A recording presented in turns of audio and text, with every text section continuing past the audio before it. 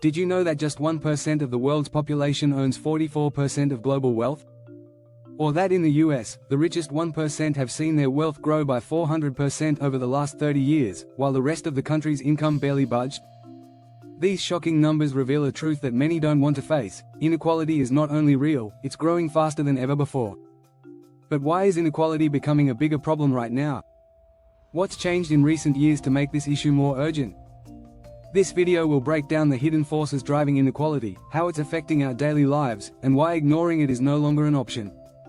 We'll explore everything from how the rich are getting richer to why political leaders are making inequality worse.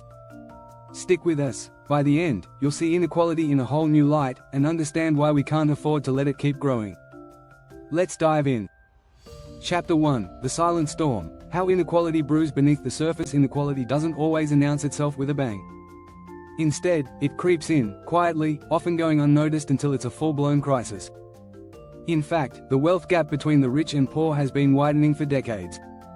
According to the OECD, income inequality has grown by 11% in advanced economies over the past 30 years. It's a problem that's been building up slowly, like a storm forming on the horizon. Many think the effects of inequality are only felt by the poor, but they trickle down to the middle class too. Take education, for instance. Kids from wealthier families have access to better schools, tutors, and extracurricular activities. According to a 2019 Brookings study, the richest 10% of Americans spend about 10 times more on their children's education than the poorest 10%. This creates a cycle where the gap only widens over time. People don't realize how deeply these disparities shape opportunities until it's too late. Inequality doesn't just affect paychecks, it influences entire generations. Another critical factor is healthcare. The World Health Organization reports that people in wealthier nations live, on average, 10–15 years longer than those from lower income groups. That's not just a matter of lifestyle, it's a matter of access to resources. If you can't afford the right care, your life expectancy drops. This gap only seems to be growing, especially when you compare urban and rural areas, where the differences are even more stark.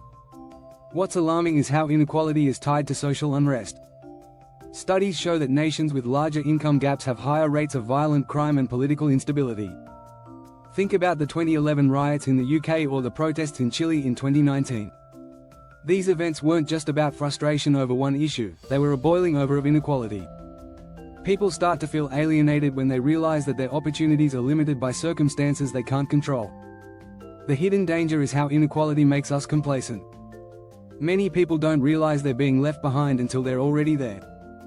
The longer we ignore the problem, the harder it will be to address it. The slow build-up of inequality is a ticking time bomb that we can't afford to ignore any longer. Chapter 2: Wealth in the Shadows. The hidden concentration of power. It's no surprise that the world's wealth is concentrated in fewer and fewer hands. The top 1% of Americans now own more wealth than the entire bottom 90%, according to Federal Reserve data. This staggering statistic shows how much power has been quietly shifted away from the general population. It's not just the rich getting richer, they're also gaining more influence in politics and policy. Take Amazon's Jeff Bezos, for example. As of 2023, he's worth around $160 billion, more than some countries' GDP.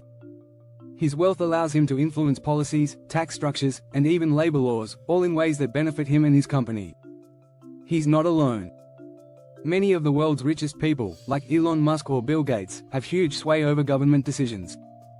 But it's not just the billionaires you can see. In many countries, a small number of families control vast amounts of wealth through land, industries, and resources. These wealthy elites are often more interested in maintaining their power than ensuring economic fairness. In fact, a report from the International Monetary Fund, IMF, showed that income inequality directly correlates with less political and economic mobility, making it harder for the middle and lower classes to rise. This concentration of wealth also means that the average person has less say in how the economy functions. Instead of an equal playing field, it's like playing a game where the rules are rigged from the start. A Harvard study revealed that a small group of wealthy individuals make most of the campaign donations in the US, further solidifying their influence on government policies. But perhaps the most striking reality is how this wealth disparity affects everyday life. The ultra-rich can afford to move freely between countries, hide their money in offshore accounts, and influence international laws. Meanwhile, the average person struggles to afford a decent standard of living, let alone make significant changes. This power imbalance fuels the sense of injustice, leaving many feeling helpless in the face of a system stacked against them. Chapter 3: The Crisis of Trust. Why people are losing faith in the system. Inequality breeds distrust. When the wealth gap widens, people start to feel that the system is rigged, that hard work doesn't necessarily lead to success. This loss of trust is now one of the biggest challenges societies face. The Pew Research Center found that only 17% of Americans believe that the government can be trusted to do what's right most of the time. This erosion of faith in institutions is a direct consequence of economic disparity. When people see the wealthy and powerful getting ahead at their expense, it leads to cynicism. The sense of fairness, once a cornerstone of democracy, is being replaced by a deep sense of injustice. According to a 2018 Gallup poll, 55% of Americans said they were dissatisfied with the state of democracy in the US. This dissatisfaction is directly linked to economic inequality and the perception that only a few people have access to power. Take the financial crash of 2008 as an example. The global financial crisis exposed how the system works for the elite. While regular people lost homes, jobs, and savings, the banks that caused the crash received bailouts from governments.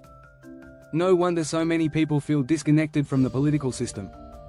The feeling that politicians cater only to the rich creates a deep divide. This crisis of trust isn't limited to just the US. In France, for example, the Yellow Vest protests erupted in 2018, driven by anger over rising living costs and perceived elitism in government. The protesters felt ignored and mistreated by a system that seemed designed to benefit only the rich. This same kind of anger can be seen in protests around the world: Chile, Lebanon, and even Hong Kong, all driven by a sense of injustice and inequality.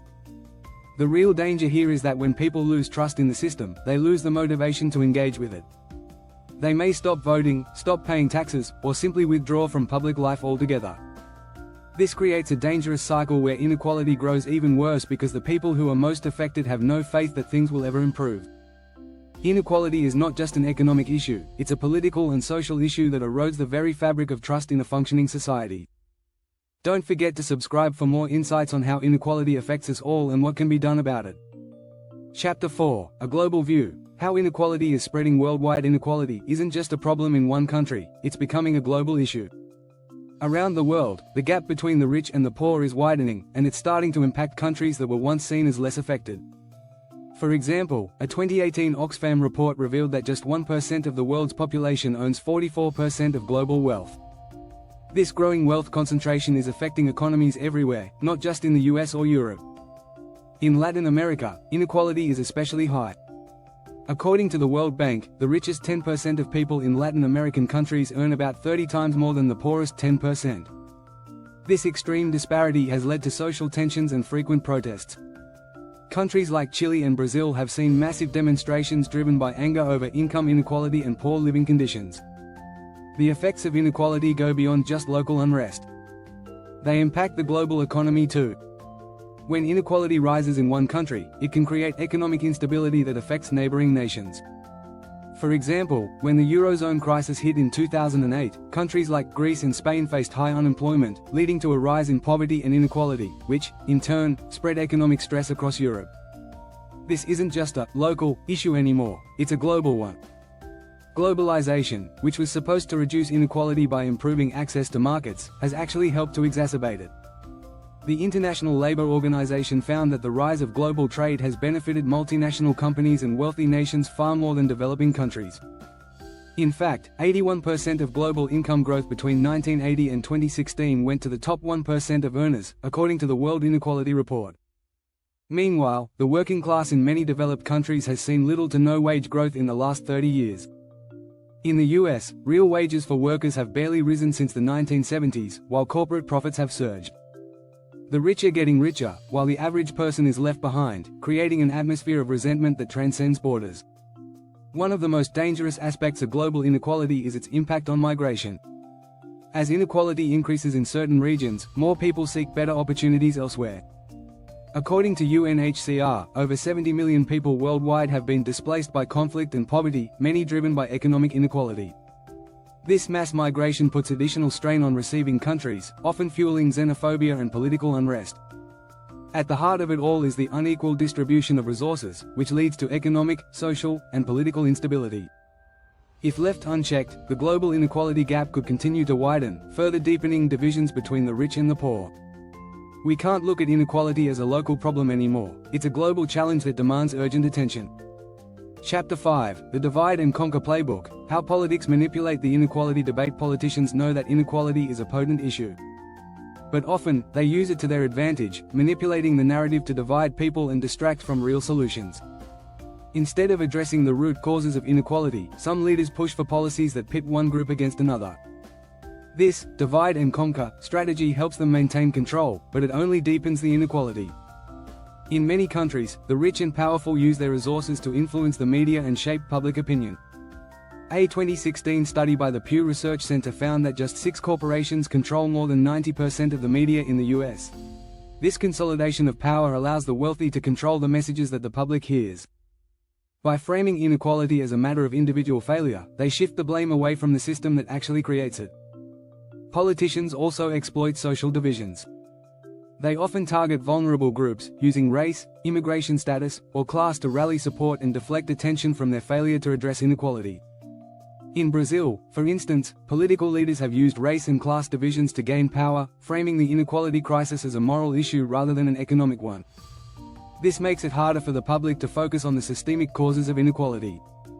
In some cases, inequality is presented as a natural result of individual choices or personal responsibility.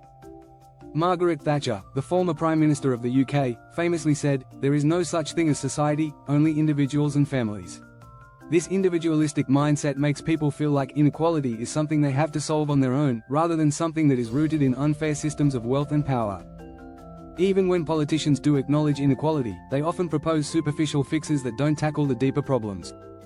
Welfare programs and tax cuts for the rich are often touted as solutions, but in reality, these policies tend to benefit the wealthy more than the poor. In the US, for example, tax cuts passed in 2017 primarily benefited the wealthiest 1%, increasing the wealth gap instead of closing it. By framing inequality in this way, politicians avoid making the tough decisions needed to create real change. Tackling inequality means overhauling systems of education, healthcare, tax policy, and more. But politicians often avoid these reforms because they would mean challenging the very structures that keep them in power. Ultimately, the political manipulation of the inequality debate distracts from the need for true systemic change. Instead of addressing the causes, politicians exploit divisions to maintain their own position. The result is a society that remains divided, with the rich getting richer and the rest of us left fighting for scraps. Chapter 6, Revolution or Evolution, Can we fix inequality before it's too late? So, what can we do about inequality? It seems like the gap between the rich and the poor is growing every day, and the political system often seems too broken to fix. But is it possible to make real change? Do we need a revolution, or can we evolve our systems to solve the problem? In history, inequality has often been a spark for revolution. The French Revolution in 1789 was driven by widespread inequality, and the same can be said for the Russian Revolution in 1917. Both were fueled by frustration with an entrenched elite that held all the power and wealth. In today's world, we might not be on the brink of a violent revolution, but the growing anger over inequality is undeniable. One way to avoid revolution is through evolution, gradual, but meaningful change. Universal Basic Income, UBI, for example, has been gaining attention as a potential solution. UBI would provide a fixed income to every citizen, regardless of their wealth. Pilot programs in places like Finland and Ontario have shown that UBI can reduce poverty and inequality, giving people the financial security they need to thrive. Tax reform is another key area where change is needed. Countries like Denmark and Norway have implemented progressive tax systems that help reduce inequality. By taxing the wealthy at higher rates and redistributing that wealth through social programs, these nations have created more equal societies. The question is whether other nations, like the US or the UK, can follow suit. Education is also a powerful tool for tackling inequality. Access to quality education can level the playing field, giving people the skills they need to succeed regardless of their background. The OECD has found that countries with better education systems, like Finland, tend to have less income inequality and more upward mobility. But perhaps the most important strategy is changing the narrative. If we can shift public perception to view inequality as a structural issue, rather than one caused by individual failings, we might start to see real change. Pope Francis once said, "Inequality is the root of social evil."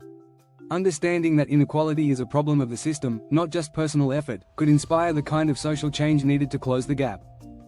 The question is, can we act fast enough? Inequality is a time bomb, and the longer we wait, the harder it will be to defuse. But with the right policies and a collective will, it's possible to tackle inequality before it spirals out of control. Don't forget to subscribe for more insights on how inequality affects us all and what can be done about it.